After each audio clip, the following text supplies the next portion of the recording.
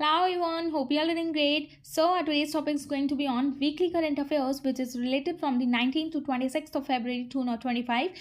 तो ये जो वीडियो है ये वीकली करंट अफेयर्स से रिलेटेड है, मतलब कि ये इसलिए है क्योंकि जो लास्ट वीडियो थी फरवरी मंथ की उसमें लास्ट जो वीक थे उसकी वीडियो मैं कवर नहीं कर पाई थी, अपलोड नहीं कर पाई थी due to some personal reasons. Okay, तो इस वजह से ये वीडियो अब अपलोड हो रही हैं। एंड ये जो है ये वीकली करंट अफेयर्स हैं which is related from 19 to 26 of February 2025। इन दोनों जितने भी हमारे इंपॉर्टेंट इवेंट्स हुए थे उन सभी के बारे में हम डिस्कस करेंगे। यहाँ पे आप देख सकते हैं बहुत ही ज़्यादा इंपॉर्टेंट टॉपिक्स कवर किए हैं इस वीडियो में मैंने, एंड ये सारी चीज़ें हम एकदम डीप में डिस्कस करने वाले हैं with the help of questions and answers. Okay, so without any further ado let's start with topic. So first question is what is the primary objective of the PM Asha scheme. तो recently अभी ये जो scheme है ये news में रही है due to some reason, आगे हम देखेंगे वो बात करेंगे। ओके, तो ये जो इसका प्राइमरी ऑब्जेक्टिव के बारे में आपको पता होना चाहिए, what is the primary objective of PM Asha scheme. तो यहाँ पे आप ऑप्शन देख सकते हैं, इनमें से जो हमारा करेक्ट आंसर हो जाएगा which is D, to ensure remunerative prices for farmers produce. ठीक है, तो जैसे कि इसके अंदर क्या होता है, फार्मर जो भी प्रोड्यूस करते हैं उस पर ये लोग रेम्यूनरेटिव प्राइसेस इंश्योर करें। तो ये सारी चीज़ें इससे रिलेटेड हैं पीएम आशा स्कीम से। आगे हम और डिटेल में जान लेते हैं इससे रिलेटेड। तो यहाँ पे आप देख लीजिए ये जो स्कीम है हमारी न्यूज़ में क्यों रही है, क्योंकि रिसेंटली अभी जो सेंट्रल गवर्नमेंट है उन्होंने क्या किया है, इसके टर्म को और एक्सटेंड कर दिया गया है। तो यहाँ पे ये जो पीएम आशा है वो सिंपली स्टैंड्स फॉर प्रधानमंत्री अन्नदाता संरक्षण अभियान। ठीक है, तो इस स्कीम को टेन्योर एक्सटेंड करके अंटिल 2025 टू 26 कर दिया गया है under the 15th commission cycle के। ओके, बट ये जो पीएम आशा है इसको मेनली लॉन्च किया गया था स्टार्टिंग में इन द मंथ ऑफ सितंबर 2018 में। इसका ईयर आप याद रखिएगा कब इसको इंट्रोड्यूस किया गया था। एंड इस स्कीम के अंडर क्या किया जाता है, इंश्योर किया जाता है कि फार्मर्स को फेयर प्राइसेस मिले। ठीक है, जो भी वो फसलें प्रोड्यूस कर रहे हैं, जो भी वो चीज़ें प्रोड्यूस कर रहे हैं उसके ऊपर उन्हें फेयर प्राइसेस मिले, कहीं पे भी उससे रिलेटेड कटौती ना हो, सारी चीज़ें नज़र रखी जाएगी to stabilise essential commodity prices. Okay, and ये सारी चीज़ें प्राइसेस को स्टेबलाइज किसके अंडर किया जाएगा, under the price support scheme के। तो इस स्कीम के अंडर गवर्नमेंट जो है वो प्रोक्योर करती है पल्सेस, ऑयल सीड्स एंड खोपरा को at minimum support price through central nodal agencies. Okay, and इसके अंडर 100% प्रोक्योरमेंट दी जाती है रिलेटेड टू तूर यानी कि अरहर दाल, उड़द एंड मसौर has been approved for 2024 to 25 to boost domestic production. तो ये सारी चीज़ें इसलिए की गई हैं ताकि वो एनहांस कर सके डोमेस्टिक प्रोडक्शन को under the PM Asha scheme. Okay, so just remember all these points. Now next question is measles disease that was recently seen in news is caused by which agent। तो यहाँ पे आप देख सकते हैं, तो ये स्किन डिजीज होती है तो जिसको बोलते हैं मीजल डिजीज। तो ये किस एजेंट के थ्रू होती है, तो हमारे जो ऑप्शंस हो जाएंगे A bacteria, B virus, C fungus या फिर डी प्रोटोजोआ। तो इनमें से जो हमारा करेक्ट आंसर हो जाएगा which is B virus. Virus के थ्रू, वायरस एजेंट के थ्रू ये जो मीजल डिजीज़ है ये होती है। तो इसके अंदर देख सकते हैं इसके क्या क्या सिम्टम्स होते हैं, fever, rashes and inflammation of the upper respiratory tract. Okay, तो ये सारी चीज़ें होती हैं द मीजल वायरस के थ्रू। ओके, तो यहाँ पे हम देख लेते हैं ये जो मीजल्स हैं ये हाईली कंटेजियस वायरस है। तो यहाँ पे कंटेजियस का मतलब आप सभी को पता होगा, ये कंटेजियस वायरस है which simply means that spread from one person to another typically by the direct contact. Okay, तो ये एक व्यक्ति से दूसरे व्यक्ति को ट्रांसफर हो सकता है इजीली, एंड ये रिसर्च हो रहा है रिसेंटली अभी यूएस में, इसीलिए ये जो वायरस है ये न्यूज़ में है especially in Texas. Okay, due to low vaccination rate and international travel, इस वजह से वहाँ पे देखा जा रहा है दोबारा से यूएस टेक्सास में। एंड इसके अंदर क्या होता है, ये जो मीजल वायरस है ये मेनली टारगेट करते हैं इम्यून सेल्स को। इम्यून सेल्स आपने पढ़ा होगा like T and B cells. Okay, तो ये मेनली इम्यून सेल्स को टारगेट करते हैं, इसीलिए जिनका इम्यून सिस्टम जो वीक रहता है उनको मेनली ये टारगेट करता है। And it is an airborne disease caused by paramyxovirus spread through direct contact and the air which is also called contagious virus। and ये जो वायरस है ये इन्फेक्ट करता है मेनली रेस्पिरेटरी ट्रैक्ट को and can cause severe complications and death also। and इससे related क्या क्या सिम्टम्स होते हैं, तो ये स्टार्ट होता है with high fever for 4 to 7 days। उसके बाद कफ होता है, रनी नोज होती है, रेड आइज हो जाती है and white spots in the mouth. Okay, तो ये सारे सिम्टम्स है रिलेटेड टू मीजल वायरस।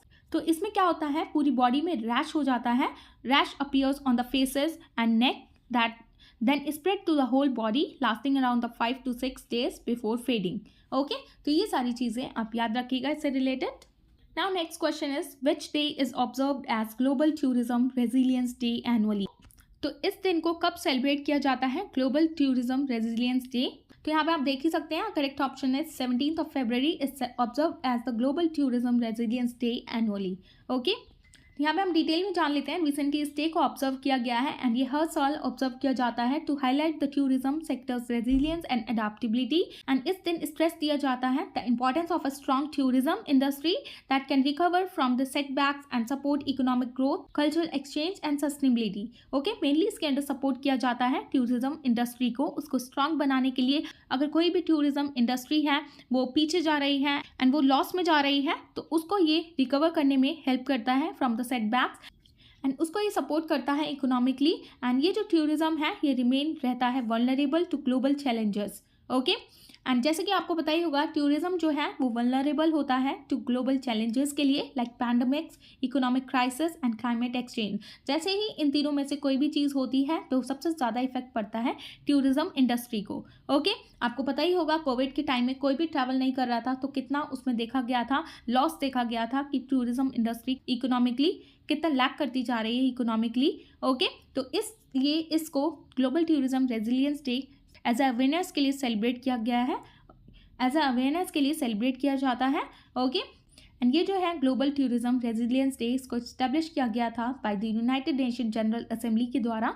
एंड ये डे है ये प्रमोट करता है स्ट्रैटेजीज़ को फॉर रिकवरी एंड कोलैबोरेशन को। इसके अंडर रिकवरी की जाती है, कोई भी अगर टूरिज्म इंडस्ट्री लॉस में जा रही है। ओके, तो इसके अंदर पूरी अच्छी तरीके से स्ट्रैटेजी बनाई जाती है कैसे वो प्रॉफिटेबल बनाई जा सके उस इंडस्ट्री को। एंड इन द ईयर 2025 ये जो यूनाइटेड नेशन है उसने होस्ट किया है a global discussion on climate action to advance the climate resilient tourism. Okay, so just remember all these points.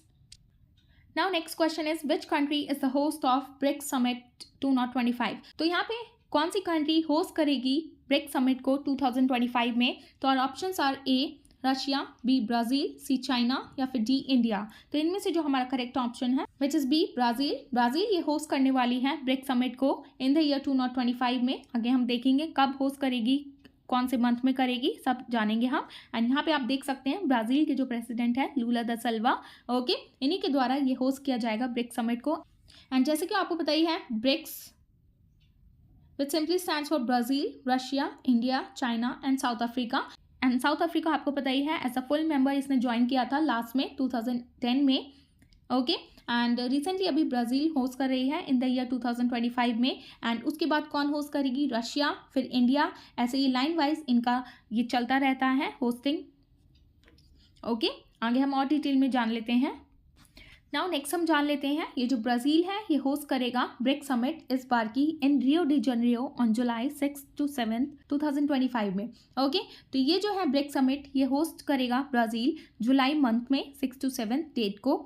And ये जो ब्रिक्स समिट है इस बार चेयर कर रहा है 2025 में ब्राज़ील, जो कि एम करेगा to focus on global governance reform and stronger cooperation among global south nations. Okay, तो ये चीज़ें आप याद रखिएगा। एंड यहाँ पे हम कुछ बैकग्राउंड इन्फॉर्मेशन जान लेते हैं रिलेटेड टू ब्रिक्स। तो ये जो ब्रिक्स है इसको मेनली फाउंड किया गया था इन द ईयर 2009 में। एंड मेनली इसके अंडर स्टार्टिंग में कौन कौन थे जिन्होंने इसको फाउंड किया था? तो 4 कंट्रीज थी, these are Brazil, Russia, India and China, and with South Africa joining in 2010। And ये जो 5वां मेंबर है फुल मेंबर इसने ज्वाइन किया था 2010 में which is South Africa. And this is the most important line from exam perspective. Okay, तो इसके under total 11 full member blocs हैं ब्रिक्स समिट के, ब्रिक्स के। Okay, these are Brazil, Russia, India, China, South Africa. ये तो पहले के 5 हैं जिन्होंने 2010 तक ज्वाइन किया था। एंड उसके बाद जो न्यूली मेंबर्स हैं जिन्होंने as a full member join किया है ब्रिक्स को, these are Egypt, UAE, Ethiopia, Iran and Indonesia. Okay, इन 10 कंट्री के नेम्स आपको बाय हार्ट याद होने चाहिए। ओके, एंड ये जो प्रेसिडेंट है ब्राज़ील के, इनका नेम भी आपको पता होना चाहिए। इनका नेम है लूला दा सिल्वा। ओके, एंड यहाँ पे वन मोर इम्पॉर्टेंट पॉइंट, ये जो ब्रिक्स हैं ये मेंबर्स जो हैं इसके अंडर ये अकाउंट करते हैं for 46% of global GDP and 55% of world's population. Okay, so this is the most important point from exam perspective as well. Now यहाँ पे आप और डिटेल में जान सकते हैं इसके जो ओरिजिनल मेंबर रहे हैं वो थे Brazil, Russia, India and China, जिन्होंने इसको फाउंड किया है। ओके, ये ओरिजिनल मेंबर रहे हैं ब्रिक्स के। एंड रिसेंटली अभी 2024 में किन्होंने ज्वाइन किया है? Iran, UAE, Egypt. यहाँ पे सऊदी अरेबिया नहीं होगा क्योंकि सऊदी अरेबिया को इन्विटेशन तो दिया गया था बट इन्होंने रिजेक्ट कर दिया है and they had not accepted the approval yet. Okay, इसी वजह से इसमें सऊदी अरेबिया नहीं होगा बल्कि यूएई होगा। तो रिसेंटली जिन्होंने ज्वाइन किया है ब्रिक्स को, these are Iran, UAE, Egypt and Ethiopia. ये इन लोगों ने रिसेंटली ज्वाइन किया है 2024 में। एंड यहाँ पे भी मैंने पिक्चर लगा दी है सो दैट आपके लिए इजी हो जाए इसको रिकॉल करना, क्योंकि ये बहुत ही ज़्यादा इंपॉर्टेंट टॉपिक हो जाता है आपके एग्जाम पर्सपेक्टिव से। तो जो ओरिजिनल मेंबर हैं वो हैं total 5। These are Brazil, Russia, India, China and South Africa. Okay, and बाकी का जो 6 हैं टोटल 11 है, जैसे कि आपको पता ही है there are 11 full members in BRICS. And जो बाकी के 6 हैं these are Egypt, Ethiopia, Iran, UAE and 2 more these are Iran and Indonesia. यहाँ पे मैं इनके नेम्स लगा दूंगी। ओके, तो ये सारे टोटल 11 मेंबर्स हैं ब्रिक्स के। ओके, यहाँ पे आप इनकी पिक्चर्स भी देख सकते हैं, मैप पे भी लोकेशन वाइज देख सकते हैं आप इनको। ओके, एंड यहाँ पे मैं बार बार रिकॉल करा रही हूँ, Saudi Arabia is not a part of BRICS. Okay, UAE है part of BRICS, Saudi Arabia नहीं है क्योंकि उसने अप्रूवल अभी एक्सेप्ट नहीं किया है ब्रिक्स का। तो यहाँ पे आप देख सकते हैं BRICS nation and prospective countries. And यहाँ पे आप देख सकते हैं प्रोस्पेक्टिव मेंबर्स मीन्स वो मेंबर्स जिन्होंने स्टार्ट कर दिया है अपना process for joining an organisation और ग्रुप। मतलब कि ब्रिक्स ऑर्गेनाइजेशन के लिए उन्होंने प्रोसीजर तो डाल दिया है कि हमें भी ज्वाइन करना है, बट अभी वो लोग फुल मेंबर नहीं बने हैं, उनकी अप्रूवल के लिए ज़रूरत है उनको फुल मेंबर डिक्लेयर करने के लिए। ओके, तो यहाँ पे आप देख सकते हैं जो प्रोस्पेक्टिव मेंबर हैं जो कि अभी फुल मेंबर नहीं बने हैं बट उन्होंने प्रोसेस चालू कर दिया है फुल मेंबर बनने के लिए। तो these countries are Algeria, Congo and Kazakhstan. Okay, and recently Indonesia and Nigeria became the 11th and the 9th member of BRICS in January 2025. तो recently आपने देखा ही इंडोनेशिया मैं पहले ही बता चुकी हूँ, ईरान एंड इंडोनेशिया। तो रिसेंटली अभी जिसने ज्वाइन किया है इन द ईयर 2025 जनवरी मंथ में, तो वो हो जाएगा नाइजीरिया। तो इन दोनों ने ही रिसेंटली ज्वाइन किया है जनवरी में 2025 में ब्रिक्स को। तो यहाँ पे आप एक चीज़ याद रखिएगा, Indonesia is the first South East Asian country to join the BRICS. Okay, now next question is Parambikulam tiger reserve is located in which state. तो रिसेंटली ये जो टाइगर रिजर्व है ये हमारे न्यूज़ में रहा है, तो ये किस एरिया में लोकेटेड है? Sir options are A Karnataka, B Kerala, C Tamil Nadu या फिर डी महाराष्ट्र। तो इनमें से जो हमारा करेक्ट आंसर हो जाएगा which is B Kerala. Okay, यहाँ पे आप देख सकते हैं ये जो परम्बिकुलम टाइगर रिजर्व है तो ये आप यहाँ पे देख सकते हैं, ये केरला का मैप है एंड यहाँ पे परम्बिकुलम आपको दिख रहा होगा, this is the Parambikulam tiger reserve. Okay, एकदम मिड में है ये केरला में। तो यहाँ पे आप देख सकते हैं ये लोकेटेड है in the state of Kerala. तो रिसेंटली ये न्यूज़ में इसलिए रहा है क्योंकि वहाँ पे फॉरेस्ट डिपार्टमेंट के द्वारा ये सर्वे किया गया था परम्बिकुलम टाइगर रिजर्व में। इसके अंडर रिकॉर्ड किया गया है 15 न्यू स्पीशीज़ को। ओके, ये जो टाइगर रिजर्व है ये लोकेटेड है केरला पलक्कड़ एंड थिसूर डिस्ट्रिक्ट में, जो कि कवर करता है 391 स्क्वायर किलोमीटर को। एंड इसको डिक्लेयर कर दिया गया था as the tiger reserve in the year 2009 में अंडर द प्रोजेक्ट टाइगर। ये पॉइंट आपके एग्जाम पर्सपेक्टिव से बहुत ही ज़्यादा इंपॉर्टेंट हो जाता है। ओके, तो ये चीज़ आप याद रखिएगा, परम्बिकुलम टाइगर रिजर्व है, इसको डिक्लेयर किया गया था as the tiger reserve in the year 2009 under the project tiger. And यहाँ से कौन कौन सी रिवर फ्लो करती हैं, यहाँ पे आप इनके नेम याद रखिएगा। Okay, Parambikulam, Sholayar and Thekkady rivers flow through the reserve supporting its biodiversity. इन रिवर्स के थ्रू वहाँ की बायोडाइवर्सिटी को सपोर्ट मिलता है टू सर्वाइव। एंड ये जो रिजर्व है is the home to 4 tribal communities. तो यहाँ पे टोटल 4 ट्राइबल कम्युनिटीज़ रहती हैं। These are Kadar, Malasar, Muduvar and Mala Malasar. Okay, living in 6 colonies with the protected areas. Okay, तो ये सारी चीज़ें आप याद रखिएगा। Now next question is javelin anti tank guided missile has been develop by which country. तो यहाँ पे आप देख सकते हैं ये javelin anti tank guided missile है, ये कौन सी कंट्री के थ्रू रिसेंटली अभी डेवलप किया गया है? So options are A USA, B Russia, C France या फिर D China. So correct answer is A United States. तो यूनाइटेड स्टेट्स ने रिसेंटली अभी इसको डेवलप किया है which is javelin anti tank guided missile. Okay, यहाँ पे आप देख सकते हैं तो रिसेंटली ये न्यूज़ में इसलिए रहा है क्योंकि रिसेंटली अभी इंडिया एंड यूएसए ने प्लान किया है टू प्रोक्योर एंड को produce javelin anti tank guided missile for India's defence needed. Okay, तो रिसेंटली इंडिया एंड यूएस ने ये प्लान किया है ताकि वो इस मिसाइल को अपनी तरफ ले सकें एंड अपने डिफेंस नीड्स को पूरा कर सकें। एंड ये जो जावलिन है, ये गाइडेड मिसाइल है, ये मैन पोर्टेबल है। Okay, and fire and forget missile है, design to destroy heavily armoured vehicles. Okay, तो ये जैसे कि इसका टारगेट सेट कर दो एंड फायर पे छोड़ दो, तो ये फायर एंड फॉरगेट मिसाइल है, इसीलिए इसका नेम रखा गया है। तो बस वो अपने टारगेट को सेट करके देखकर वहीं पे सीधा टारगेट करता है। And it was developed by US defence companies जिनका नेम है Raytheon and Lockheed Martin. Okay, तो ये दोनों कंपनीज ने मिलकर इस गाइडेड मिसाइल को बनाया है। एंड ये जो मिसाइल है ये इफेक्टिव रहेगा against the main battle tanks, lighter military vehicles, bunkers, fortifications and helicopters के। ओके, तो ये सारी चीज़ें आप याद रखिएगा।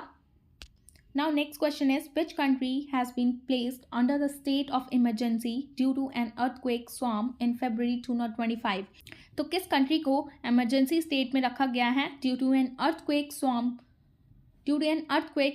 So options are A Japan, B Greece, C Nepal या फिर D इंडिया। तो हमारा जो करेक्ट आंसर हो जाएगा which is B Greece. Greece is the country which has been placed under the state of emergency due to an earthquake swarm in February 2025। ये क्यों किया गया है आगे हम देख लेते हैं। तो सबसे पहले आपको लोकेशन पता होनी चाहिए। तो यहाँ पे ये हमारे यूरोप का मैप है, इसके राइट में रशिया है एंड नीचे अफ्रीका है एंड ये मेडिटेरेनियन सी है। इसी के जस्ट अबव में यहाँ पे आप देख सकते हैं ये ग्रीस है। तो ग्रीस को ही इमरजेंसी स्टेट में रख दिया गया है इसको। तो आगे हम देख लेते हैं इससे रिलेटेड। तो रिसेंटली इस कंट्री में ये इमरजेंसी डिक्लेयर कर दी गई है। Greece, Santorini, Ios Amorgos and Anafi. Okay, तो ये सारे आइलैंड हैं ग्रीस में एंड इन्हीं आइलैंड्स पर ये इमरजेंसी को डिक्लेयर किया गया है। वहाँ पे जो ग्रीस में आइलैंड है due to swarm of undersea earthquake. तो वहाँ पे देखा जा रहा है अर्थक्वेक स्वार्म अकर हो रहा है। आखिर ये अर्थक्वेक स्वार्म होता क्या है? जब मल्टीपल सेस्मिक इवेंट्स होते हैं which is related to similar intensity hit a small area in a quick succession. Okay, तो मल्टीपल सेस्मिक इवेंट्स देखे जा रहे हैं अंडर द वाटर, उसकी वजह से अर्थक्वेक फील किया जा रहा है इन आइलैंड्स में। इस वजह से ये उसको नाम दे दिया गया है अर्थक्वेक स्वार्म। ओके, इस वजह से वहाँ के आइलैंड्स पर ये इमरजेंसी को डिक्लेयर किया गया है and this swarm often involve thousand of low intensity quakes without a major shock over weeks. Okay, and ये जो अर्थक्वेक स्वार्म्स हैं ये कॉमनली अकर होते हैं इन एक्टिव जियोथर्मल रीजन्स में where seismic energy builds up and is released in small amount. Okay, so ये सारी चीज़ें आप याद रखिएगा। तो यहाँ पे आप देख सकते हैं ये हमारी ग्रीस कंट्री है। ओके, इस कंट्री में इसी के जस्ट नीचे यहाँ पे आप देख सकते हैं ये वो लोकेशन है। ये सारी यहाँ पे ये जो रेड स्पॉट में है ये एनिड्रॉस, ये अमोरगोस एंड ये सेंटोरिनी एंड अनाफी, इन्हीं एरिया में ये मैग्नीट्यूड 5.2 का ये अर्थक्वेक स्वार्म देखा नज़र आ रहा है, जिसकी वजह से वहाँ पे इमरजेंसी को डिक्लेयर कर दिया गया है and earthquake of more than 4.5 magnitude. Okay, so just remember all these points. Now this is going to the last one. Sauparnika river which was seen in news flows through which state. तो recently अभी सोपर्निका नदी को देखा गया है news में, ये कौन से स्टेट में फ्लो करती है? So options are A Maharashtra, B Orissa, C Karnataka या फिर डी आंध्र प्रदेश। तो इनमें से जो हमारा करेक्ट आंसर हो जाएगा which is C Karnataka. Karnataka में इस सोपर्निका रिवर को देखा गया है। वो आखिर क्यों देखा गया है आगे हम डिटेल में जान लेते हैं। तो रिसेंटली ये जो रिवर है सोपर्निका रिवर ये न्यूज़ में इसलिए आई है क्योंकि वहाँ पे देखा जा रहा है over rising pollution in the Sauparnika river near the Kollur Mookambika temple. तो ये जो रिवर है ये नियर है कोल्लूर मुकम्बिका टेम्पल के। ओके, तो वहाँ के इन्वायरमेंटलिस्ट जो हैं उन्होंने ये कंसर्न रेज किया है कि वहाँ पे ये नदी में पॉल्यूशन इंक्रीज होता हुआ नज़र आ रहा है। इसी वजह से ये जो रिवर है ये न्यूज़ में आई है Sauparnika river which flows in Kollur Mookambika temple which is in Karnataka. Okay, and ये जो रिवर है ये फ्लो करती है वेस्टवर्ड इन कर्नाटक, ओरिजिनेट होती है from the Kodachadri hills in the Western Ghat. Okay, ये हिल का नेम आप याद रखिएगा एंड ये पास होते हुए जाती है through Byndoor taluk and near the Mookambika temple before reaching the Arabian Sea. तो जहाँ तक कि आपको याद रखना है कि कहाँ से इसका ओरिजिन पॉइंट है एंड ये कहाँ जाके फॉल हो जाती है अरेबियन सी में। ओके, तो ये सारी चीज़ें आप याद रखिएगा related to Sauparnika river. So this is the end of topic, and I hope you found this video informative, and if you found this video informative, please give it a thumbs up, and for more informative videos please like, share and subscribe to my channel, which is Shiva's Education. And thanks for watching. Bye bye, take care, I'll see you in the next one.